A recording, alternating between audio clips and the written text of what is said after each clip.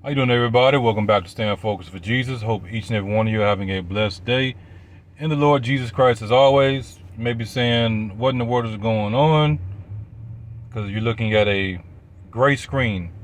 Yeah, I have my camera turned around, I have it on the steering wheel, and the other side of the camera is the steering wheel because I'm having some technical difficulties. It seems like when you're trying to do something that actually matters, that's when you have the most problems. When you're trying to do something that actually matters, it seems like that's when you have the most problems. When you're watching a movie or whatever, just enjoying yourself, things seem to flow pretty good overall. But when you're recording sermons, you're doing something important, doesn't even have to be a sermon, just something important, it seems like technology wants to start to act crazy. And that's what I've been dealing with lately. Even in some of my previous videos, I noticed that the audio was off. Audio and video was off. I'm like, okay, what's going on? And now I go to record this video.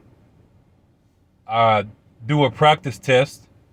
It records. Now I do another one. Then the audio and video is off. So I'm going back and forth. I'm like, okay, it's ready to go. Then I say, well, let me do one more. Then the audio and video is off. So I'm like, you know what? Y'all know what I look like. It's not really important what I look like. It's what I'm saying. So let's get to it. We're going to be talking about money. We're talking about money a little bit.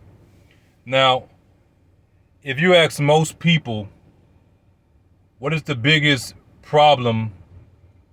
What is the biggest issue in their life? They're going to tell you a lack of money. They're going to tell you lack of money. And that is true to a certain extent, but the biggest problem, the biggest issue in everybody's life is mostly what? Is the issue of the soul. Is the issue of the soul, the issue of the spirit. For those of us who are saved, we know that's not an issue, that's not a problem for us, but we do deal with a daily struggle, fighting and warring against the flesh. But most people are going to say what? The biggest problem in the world is lack of money. They have a monetary problem. They have a monetary problem, right? Now, there's this notion that God is against people being rich, which is obviously not true, because the Bible tells us God is the one that makes people rich. He gives, he takes away. There's this notion, there's this false teaching that God is against believers, certified believers being rich, which is simply not true. Now, what the Bible does tell us is the love of money is the root of all evil, right? It doesn't say that money is the root of all evil. It says the love of money is the root of all evil, because it is a form, it is idolatry, right? It is a form of idolatry. It is idolatry.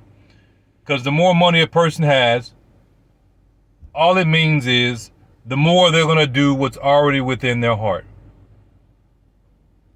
If you are a gamer, you like games, and you get some money, what are you going to do? You're going to do more gaming stuff. If you like real estate, if you like cars, if you like gardening, if you like, whatever, we can go down the list. You're going to do more of what's in your heart. If you are a righteous person, then the more money you get, what are you going to do? You're going to do more righteous stuff. If you are a evil person, you see, what do evil people do? They do more evil stuff. And that's what's going on in the world now. The wicked, they have the wealth. And what are they doing? They're doing more wicked stuff. The wicked are doing more wicked stuff. The problem isn't a lack of affordable homes. The problem is greed. They can make affordable homes. They can allow different technologies to come forth where it will solve the problems of the world but because of people's greed. That's why the world is the way it is today. And that's according to the Word of God. But going back to the main thing I said is what? Most people will tell you that their biggest problem is what? Is money. We know that's not true. The biggest problem is dealing with people's souls. Money is not going to solve none of your problems if you still going to hell. So you're going to get all this money, you're going to chase all this money, you're going to die without it, and then you're going to end up going to hell at what cost. It is better to have a little and be righteous than to have a lot and be wicked. It's better to have a little and be righteous than to have a lot and be wicked. Again, is God against believers being rich? Well, let's look at the biblical facts. The tomb that Jesus was buried in wasn't even his own tomb. The tomb that Jesus was buried in belonged to a rich man. The tomb that Jesus was buried in, that we know as the tomb of Jesus, it was given to him by a rich man. It was a part of Bible prophecy. God made sure that that man, I forgot his name, I think it starts with a J, but y'all can go look it up and fact check me. That man was rich. So it wasn't his riches that was the issue or was not the issue. It was dealing with his soul. In the Bible, when you go read and you do research, this was a righteous man. Now, there are other examples in the Bible of people being rich and they being wicked. There are examples in the Bible of people being poor and they are wicked. In fact, if we look at the totality of the wealth of the world and we say what? The 1%, the 1%, the 1%, they have most of the wealth in the world, right? That would mean in comparison to the 1%, most of us would be poor, right? Most of us would be literally poor in the sense of financially poor in comparison to them. And also in comparison to where we're supposed to be at as a people. Are most of the people in this world that's below that 1%, are they righteous or are they wicked? We know the answer to that. They are wicked. So most of the people in this world are wicked, even though they don't even have the money to go along with their wickedness. Because they would love to have that level of money. Anybody right now would love to have about $10 million or more. Or they say, you know what? I can make it do what it do with $1 million, right? Right? So, even a lot of the people that are what we call homeless, especially in the area that we live in, they're wicked. They're wicked. They don't listen. They just walk around here full of pride and everything, and they don't even have anything to really show for in life. So it's crazy that they do that. But that's the world that we live in, where you have people that act like that. So the question still remains: is God against people being rich? Is God against the righteous being rich? No, he's not. The Bible actually tells us what? That it is God who gives the power to get wealth. It is God who gives the power to get wealth. Financial blessings, collectively and individually, are a part of the promises of God. We can go to the book of Deuteronomy 28 and you go read it. You will be the head and not the tail. The curse for our disobedience was what? We will be the tail instead of the head. We will be the borrower instead of the lender. We would, if we were blessed in the sense of not rebelling and being in the situation that we're in now, we would have lended to nations. Now, if you're lending to nations, If you're lending money to nations, then that means you got some money, right? So we can't sit here and say that the Bible doesn't talk about these different things when it does. You can't sit here and say, oh, we're the people that are under the curses, and then neglect the financial curses. You can't do that, because the financial curses upon our people is a part of the curse. What's the opposite of that? Financial blessings. But people just look at the money specifically and they don't address the rest of it. Now let's break it down. When God is talking about that he will give us, or he gives the power to get wealth, he's just not talking about here you go, here you go, here you go, here you go.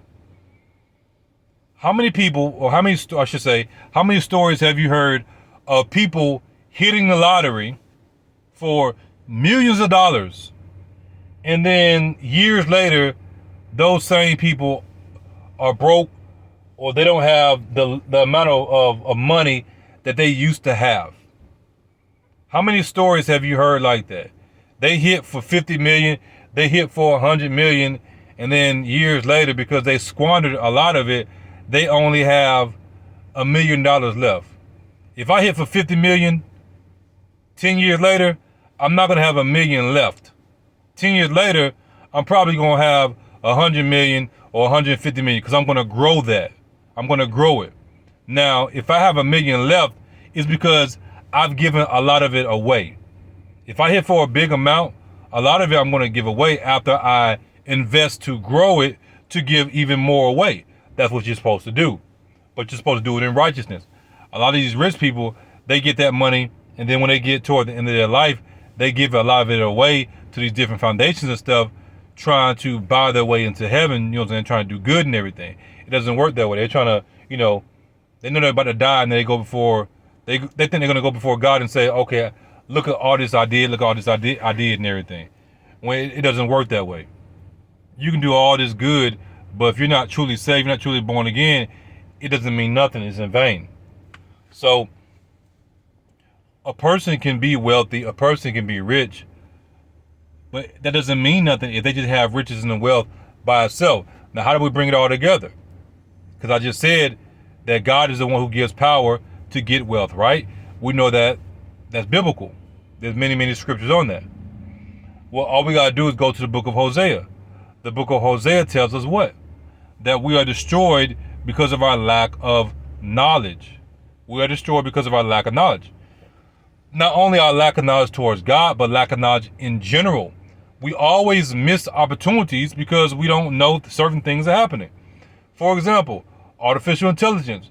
People are killing the game with artificial intelligence. They're getting ahead in their business. I know I use it personally in my business, and I've been able to grow my business, just the foundation and structure wise, I'm gonna say 100-fold in like I'm gonna say a few months, in comparison to, let's say, a few years, using artificial intelligence at a fraction of the cost. If I had to pay somebody else for a lot of these different things, let's say product research, let's say product descriptions, either I'm going to pay somebody or I'm going to do it myself. And if I'm going to do it myself, or my wife is going to do it, that takes time away from other things that we could be doing. Yes, you are a one-man team when, hey, you can only be a one-man team because it takes so much money to do a lot of this stuff. So in enters artificial intelligence, and our people aren't really up on it, which allows you to scale your business up at a faster rate if you know what you're doing, right? That's one example where we miss out on a lot of stuff. Another example would be, Microsoft stock, Apple stock. A lot of our people, we weren't thinking about no stocks and bonds, back in the day and everything, right? Now we look forward, and then what do people say? Man, I wish I would have bought if I would have just bought $1,000 in Microsoft, or if I would have bought $1,000 in Amazon, or if I would have bought $1,000 in Apple stock, I would be a multi-millionaire right now, and I could do, a few more things because I would have, made a wise investment. Well, we weren't able to do that. Why? Lack of knowledge. Lack of knowledge in general. lack of knowledge to so many different things. And that's because of the curse being upon us. When you come from out of the curse, from under the curse, then you start to really see things because God reveals it to you. He allows you to see the opportunities that you didn't see before as opportunities. Now you can see, oh, I can invest in this stock, or I can do this and I can do that. You see what I'm saying? Now, you can have all the money you can have, but if you don't have the knowledge, it doesn't matter. Because you're not going to do the right thing with it if you lack the knowledge.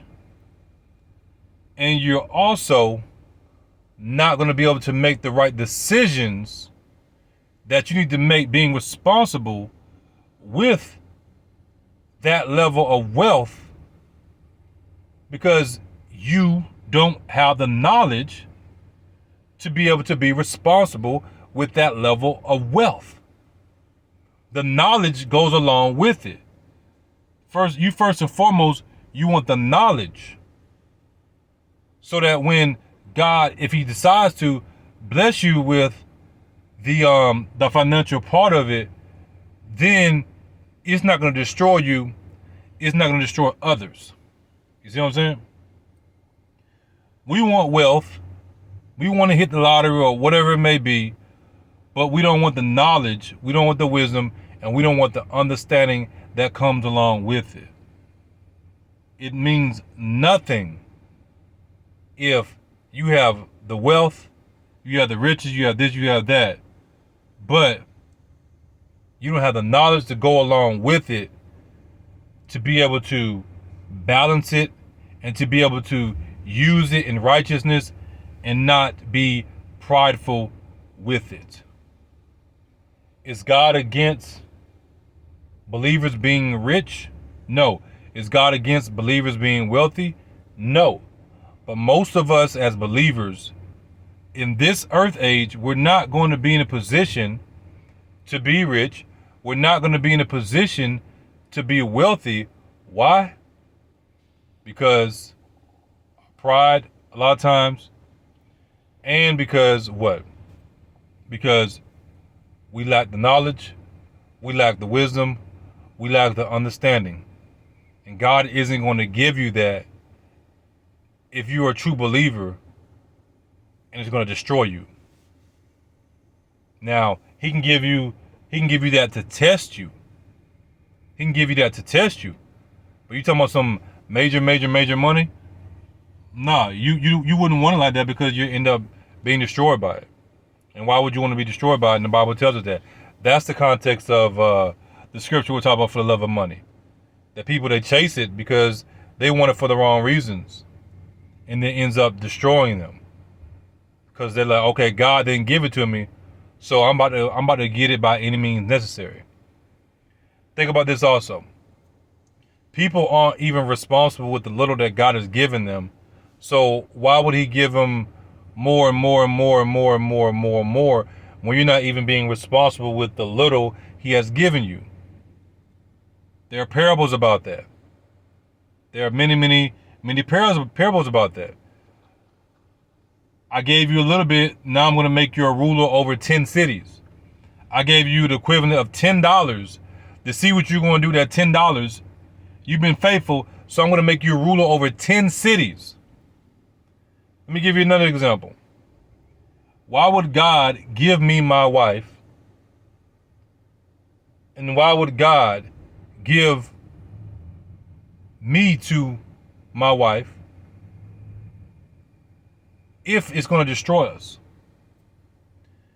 As the man that I am today, he knows that I'm going to take care of my wife and take care of my family. So what did he do? He gave me a righteous wife. He gave me a gift. He gave me favor, right? If I'm a wicked person, or I'm still in the world, or I'm not ready, he's not going to give me this gift that is my wife. He's going to give her, or he could have gave her to somebody else. Because he's going to say, you're not ready. You haven't been responsible and shown that you really want a wife. So if I give her to you in that state, you're not only going to destroy herself, but you're going to destroy her.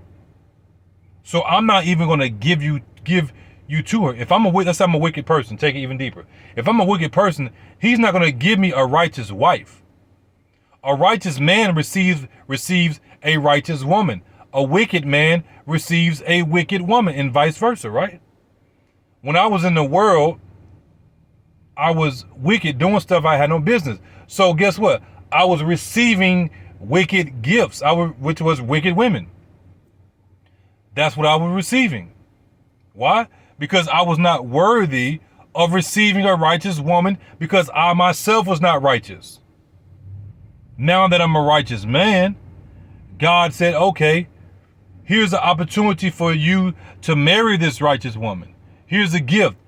I received the gift. I took the gift because I wanted the gift. You see that? And from that, what happened? It was multiplied, because now I got 3 children. 1 became 2. 2 became 3. 3 became 4. 4 became 5. You could say 5 became 6, because my mother-in-law was a part of the family, because it was just me, right? God grew it as he saw fit, seeing that, okay, you've been responsible with a little, so now I'm going to give you more. And having a righteous woman, that's a big responsibility. Having 3 children and having to raise them in the ways of the Lord, that's a big responsibility. On top of the ministry that I have, and then also including my mother-in-law. My mother-in-law is a grown woman. She's a grown woman. That's a big responsibility. So people want the money. They want this. They want to be rich, because they think their problem is money. Your problem isn't money. Your problem is dealing with your soul. Your problem is dealing with your soul, because you think that money is going to solve your soul problems, when that's not the case. Get your soul right first, and then as God sees fit, if he chooses to, then he will, possibly make you rich or open up different opportunities where you're not chasing money. As I told you before, I don't chase money. I'm going to get what's already mine, because I'm working wiser. I'm being wise about it, instead of, working super duper hard for it.